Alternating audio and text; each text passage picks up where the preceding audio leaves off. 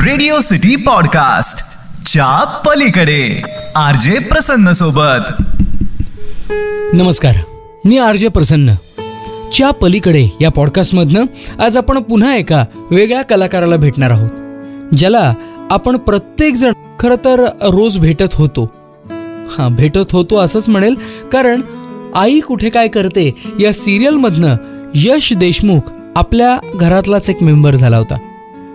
यश देशमुख अर्थात अभिषेक देशमुख आज आपल्यासोबत असणार आहे आणि त्याच्याकडनं जाणून घेऊ च्या पलीकडच्या अभिषेक बद्दल. नमस्कार अभिषेक, तुझं खूप खूप स्वागत आहे. अभिषेक म्हणायचं की यश म्हणायचं, कारण हीच ओळख प्रत्येकाच्या मनामध्ये अजूनही आहे आणि पुढे किती वर्ष राहील हे सांगता येत नाहीये. काय सांगशील अभिषेक देशमुख म्हणून, काय सांगशील यश बद्दल? अभिषेक देशमुख म्हणून यश बद्दल मी हे सांगेन की यश ऑलरेडी खूप मिस करायला लागलोय आणि मला लोक भेटतात आणि सांगतात की तुझे सिरियल करतोय, यश आणि आईचं बॉन्डिंग मिस करतोय, यश आणि आरोही, यश आणि अप्पा, म्हणजे अशी सगळ्यांची नावं ते घेतायत आणि सांगतायत की आम्ही मिस करतोय यशला. त्याच्यामुळे मी सुद्धा अजून पूर्णपणे विसरलो नाहीये आणि मला असं वाटतं की बराच काळ यश माझ्या स्वतःच्याच लक्षात राहील. पण मग आता याच्यानंतर आम्हाला तू कुठल्या एका वेगळ्या प्रोजेक्ट मधनं दिसणार आहेस का? कारण सिरियल म्हणलं की पूर्ण शेड्यूल बिझी असणार, दुसरं काही करता येणं थोडंसं अवघड असतं त्या दिवसांमध्ये. सो आता काय विचार आहे, काय करायला आवडणार आहे? नाही, मला आता पुन्हा एकदा मालिका करायला आवडणारच आहे, पण एका नवीन नाटका संदर्भात माझं बोलणं चाललंय. व्यावसायिक नाटक करायचा विचार आहे, तर ते अजून म्हणजे आपण त्या नाटकाचे रिडिंग आणि कसं करायचं, कधी करायचं याच्याबद्दल बोलणी सुरू आहे. तर मालिका करायला आवडेल, सिनेमा करायला आवडेल, पण लवकरात लवकर आता एक नवीन नाटक कदाचित आधी येईल असं वाटतंय. नक्कीच आम्हाला नाटकही पाहायला आवडणारच आहे. पण आम्ही च्या पलीकडे या पॉडकास्टमध्ये जी मंडळी येतात ना, त्यांना हा प्रश्न नक्की विचारतो की ऍक्टर असतील, त्यांचा अभिनय असेल, जे परफॉर्मर्स असतील, डान्सर असतील, त्यांचं नृत्य आहे, त्याच्या पलीकडे स्वतःची सुद्धा एक वेगळी ओळख असते. च्या पलीकडचा तू तुझ्या सगळ्या फॅन्सना सांगायचं असेल तर तू नेमकं कसा आहे, तुझा स्वभाव कसा आहे, तुझ्याबद्दल काय सांगशील? मला मी खरं सांगू का, माझा स्वभाव अगदी यश सारखाच आहे असं बाकीचे सगळे लोक म्हणतात आणि मलाही बऱ्याचदा काम करताना ते जाणवायचं. कुठल्याही गोष्टीवरची रिॲक्शन असेल, मजा मस्ती असेल, खोडकरपणा असेल किंवा हळवेपण असेल किंवा चुकीच्या गोष्टी समोर घडल्यानंतर येणारा राग असेल, या सगळ्या गोष्टी खूप माझ्या स्वतःच्या स्वभावाशी मिळत्या जुळत्या आहेत.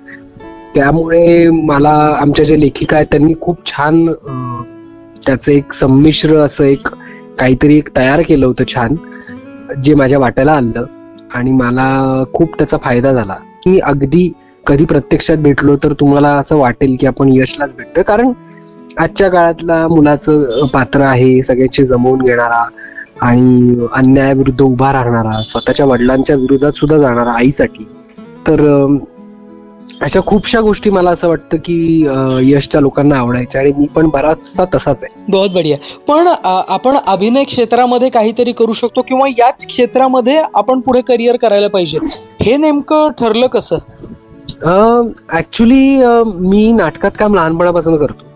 मला स्टेजवर परफॉर्म करण्याची, अभिनय करण्याची खूप आवड होती, पण मी आधी शिक्षण पूर्ण केलं. सो शिक्षण माझं जोवर होत होतं तोवर मी लहानपणी बालनाट्य केली, त्याच्यानंतर राज्यनाट्य स्पर्धा केल्या, त्यानंतर शिक्षण पूर्ण झाल्यानंतरही पुन्हा राज्यनाट्य स्पर्धा केली. प्रायोगिक नाटकं मी काही लिहिली, काही बसवली आणि काही याच्यामध्ये काम केलं. तर हे सगळं करत असताना मला असं वाटत होतं की आपलं पॅशन जे आहे ते अभिनय आणि हे क्षेत्र हे आहे.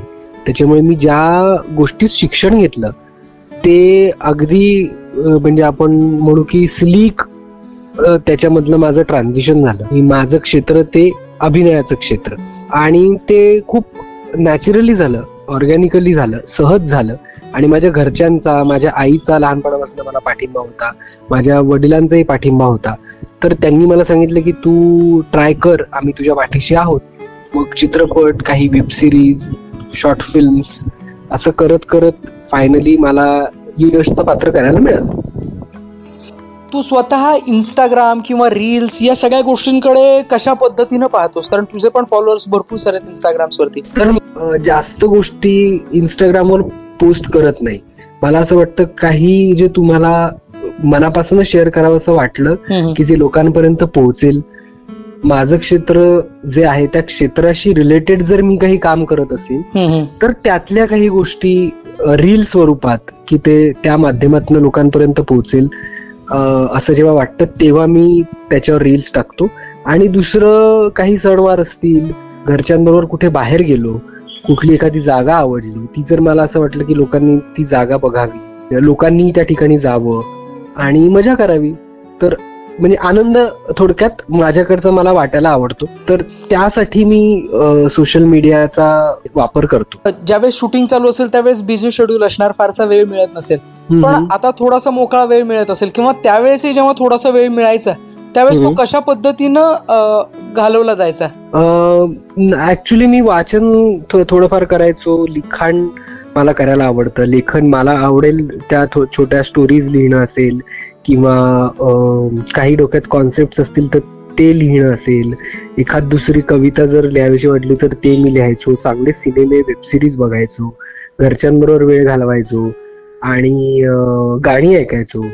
तर ज्याने मन तुमचं प्रसन्न राहील, पॉझिटिव्ह राहील अशा गोष्टी मी वेळ मिळेल तेव्हा करायचो. चित्रपट बघायचो चांगले चांगले वेगवेगळ्या प्लॅटफॉर्मवरचे जे मला खूप आवडतं आणि त्याच्याबद्दल चर्चा करायचो सेटवर काही लोकांशी, काही मित्रांशी. तर अशा गोष्टी मला करायला आवडायच्या आणि त्या मी अजूनही कंटिन्यू करतोय. बहुत बढिया. जे आपला पॉडकास्ट ऐकतायत त्या सगळ्या मंडळींना तुझ्याकडनं काही सांगायचं असेल, नवीन वर्ष सुरू होत आहे तर तुझ्याकडनं तू काय सांगणार? मी एवढंच सांगेन की तुमच्याकडे जे चांगलं आहे, जे पॉझिटिव्ह आहे ते तुम्ही लोकांपर्यंत कुठल्याही माध्यमातून पोहोचवा. मला आता खूप असं वाटतं की लोकांनी पॉझिटिव्हिटी, सकारात्मकता आपल्या जवळ बाळगून त्याचा प्रसार करावा, ती लोकांपर्यंत पोहोचवावी. ऑलरेडी आपल्याला बातम्यांमधून वेगवेगळ्या प्लॅटफॉर्म्सवरून आपल्याकडे खूप असा कंटेंट येत असतो ज्याने आपण डिस्टर्ब होतो. तर असा कंटेंट बाजूला सारून चांगल्या गोष्टी लोकांपर्यंत कशा पोहोचवता येतील, कुठल्या माध्यमातून पोहोचवता येतील याच्याबद्दल मीही विचार करणार आहे. आणि मीही आपल्या श्रोत्यांना आता हेच सांगू इच्छितो की तुम्ही पण अशा गोष्टी करा ज्याने लोकांना आनंद वाटेल. एकमेकांशी चांगलं वागा, एकमेकांशी प्रेमाने वागा, मैत्रीचे संबंध जपा, नाती जपा, एवढं मला सांगायला आवडेल. नक्कीच. पण आज आम्हाला एवढा छान वेळ दिलात, छान दिलखुलास गप्पा मारल्या आणि त्या पलीकडचा तू समजून घेण्यासाठी मदत केलीस त्याबद्दल लिसनर्सच्या वतीनं खूप खूप धन्यवाद. Thank you so much to you, to listeners आणि रेडिओ सिटी. मला पण खूप मजा आली. आपण खूप घाईघाईत खूप जास्त बोललो. एकदा नक्की आरामात पुन्हा एकदा भेटू आणि पुन्हा एकदा बोलू. पण मला खरोखर खूप मजा आली. Thank you so much. Abhishek Deshmukh बद्दल नक्कीच थोडी वेगळी माहिती तुमच्यापर्यंत पोहोचली असेल ही अपेक्षा आहे. आरजे प्रसन्न सोबत म्हणजे माझ्यासोबतच पुढच्या पॉडकास्टमध्ये लवकरच भेटूयात आणखीन एका वेगळ्या सेलिब्रिटीला.